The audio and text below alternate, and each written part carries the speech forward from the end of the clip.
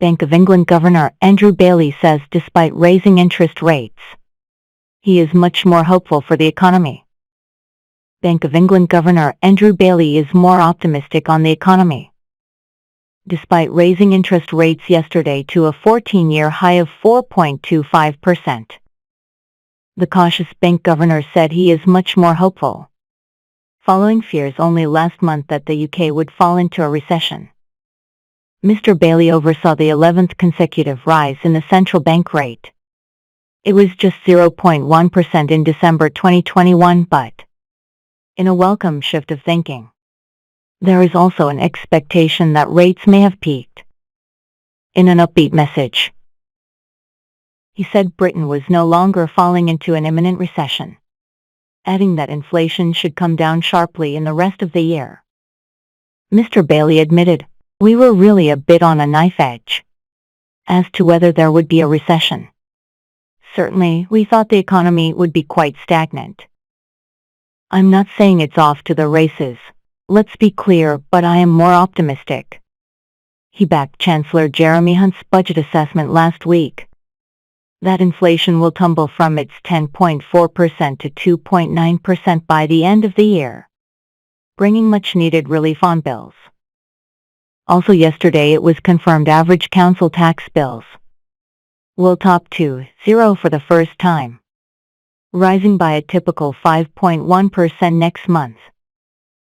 Mr. Bailey said, "What I can tell you is that we've seen signs of inflation really peaking now. Of course it is far too high. We think it's going to come down sharply, really from the early summer onwards, but we haven't seen that happen yet. We need to see it starting to come down progressively and get back to target." The bank sharply upgraded predictions for the economy, expecting growth in the second quarter rather than the forecast 0.4% fall.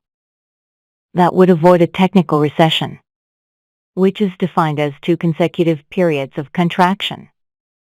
Despite turmoil in international banking, Mr. Bailey said a 2008-style crunch would not hit Britain, adding our financial system was resilient. Mr. Hunt backed the rate rise, saying, "With rising prices strangling growth and eroding family budgets, the sooner we grip inflation the better for everyone."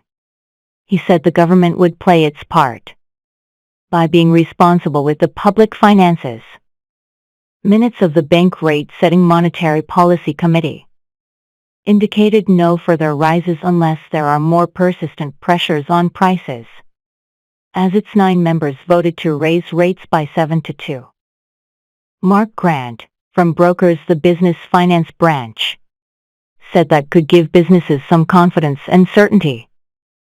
It says, Consumer Prices Index, inflation increased unexpectedly in the latest release, but it remains likely to fall sharply.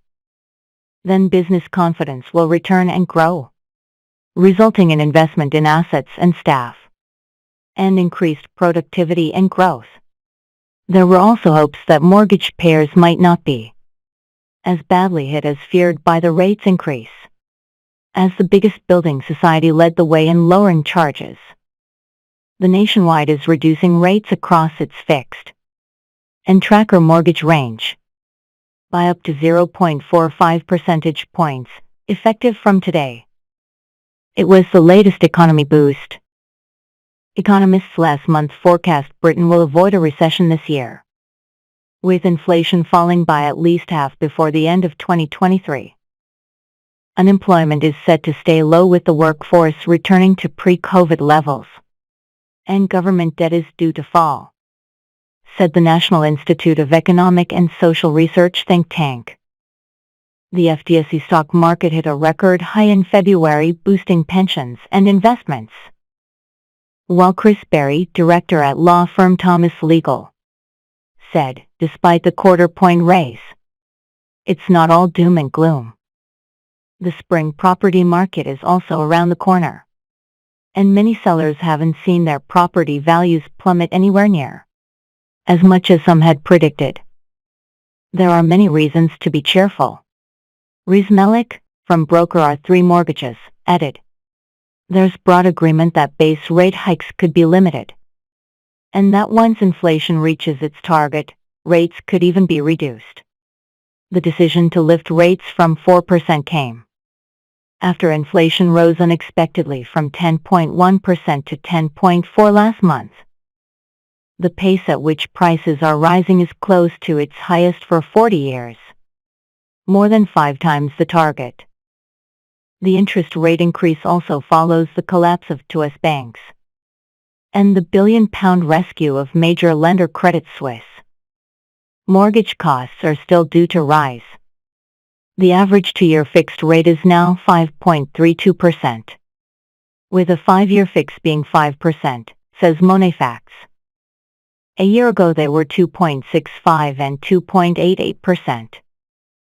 More than 1 million people face remortgaging to a far higher rate this year, as fixed deals locked in at a time of record low interest come to an end. Almost 6 in 10 deals up for renewal in 2023 are less than 2%, well below current rates. An average borrower coming off a 2-year fix will see their rate rise from 2.57 to 5.32% on a £200,000 mortgage over 25 years. A typical borrower will see monthly repayments rise by £303 to £1,207, an extra £3,636 a year.